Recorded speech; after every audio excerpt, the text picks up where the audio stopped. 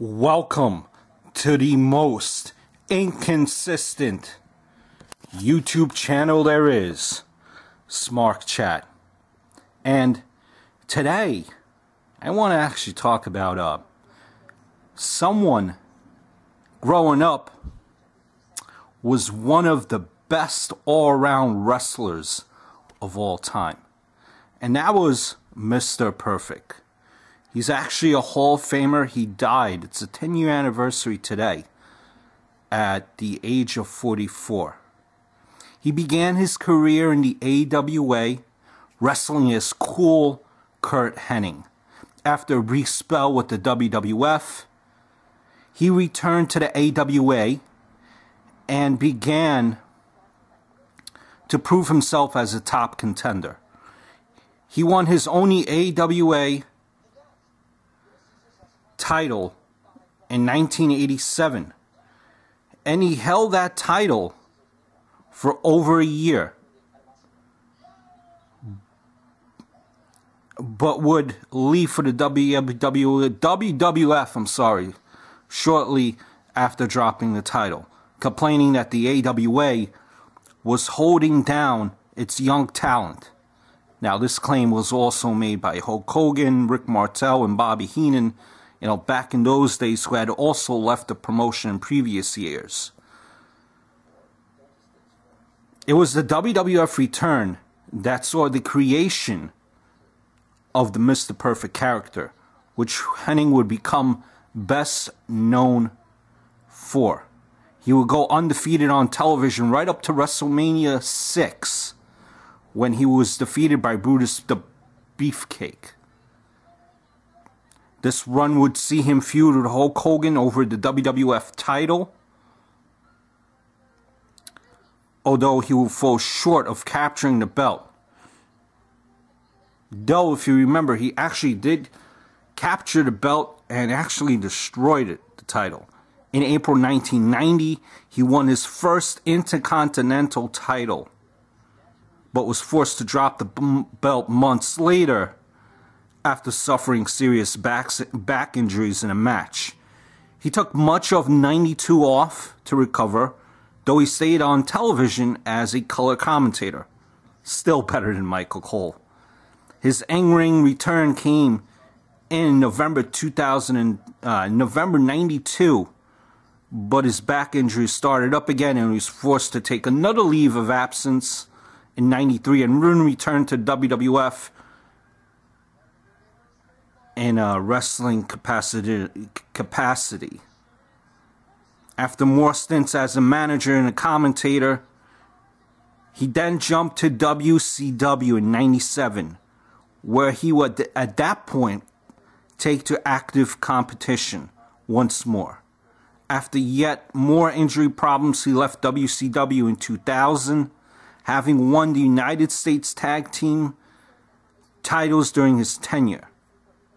After a brief stint and I can't speak and I apologize, in the XWF, Hennig returned to the WWF.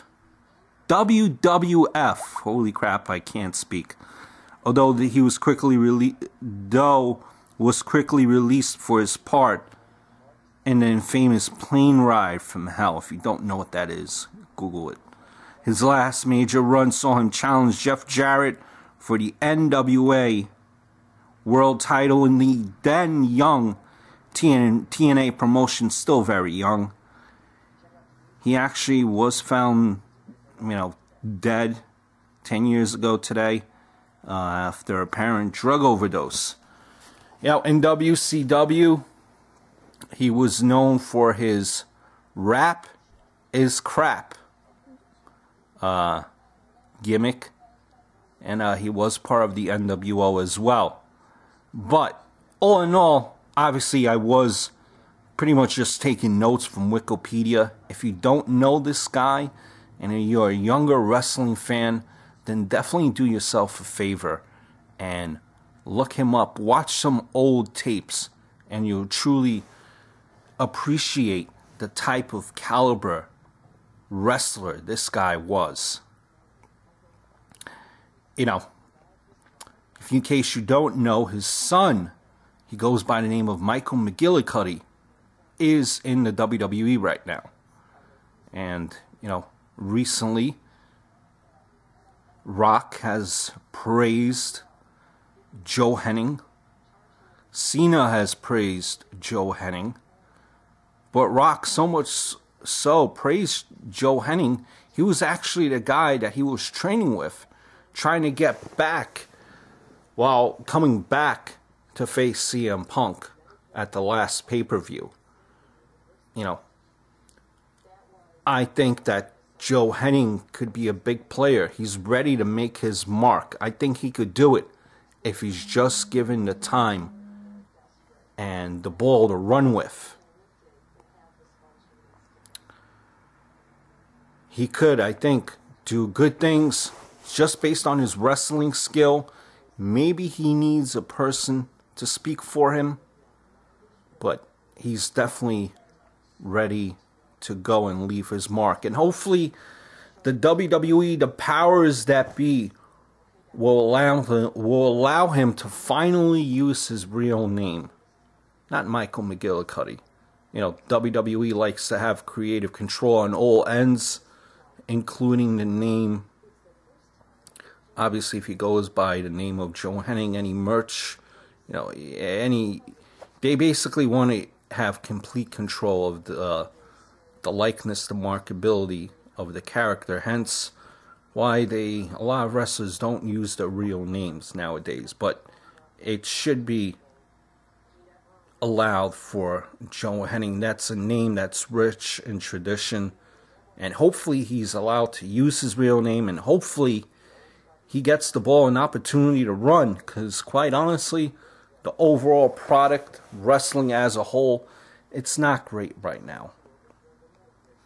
You know, sorry for the stumbling, but I just thought I'd share a little bit about Mr. Perfect, one of the all-time greats growing up. I remember him vividly. You know, as a 32-year-old man, he was one of the greats that I remember growing up. He would come out in vignettes when he was coming into the WWF. His whole gimmick when he was coming in, they were marketing him as Mr. Perfect. Some of those vignettes, being able to hit home runs, throwing a football and then catching it, being able to catch up and catching it. It's one of those vignettes that you have to see. One of the best vignettes put together for a character. Obviously, I'm rambling right now, so I'll leave. But again, do yourself a favor. Look at some of the clips of Mr. Perfect, and you truly appreciate this athlete, if you haven't, or if you had not had the chance to see him work. Subscribe, like, rate, comment. Check out my other channel, Tom Brand 1. All my pertinent information is right after this on the outro. So until next time, later, marks.